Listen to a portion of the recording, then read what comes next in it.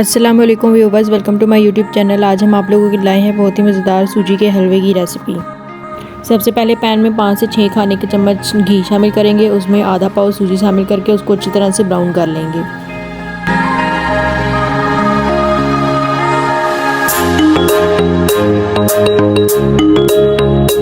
सूजी हमारी अच्छी तरह से ब्राउन हो चुकी है। अब हम इसमें थोड़ा थोड़ा करके शीरा शामिल कर देंगे, जो कि हमने अलग से बनाकर रख लिया था।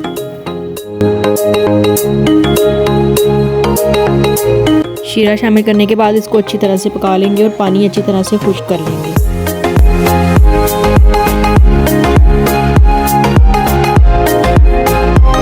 शीरे का पानी हमारा खुश्क हो चुका है। अब हम हलवे को अच्छी तरह से भून लेंगे।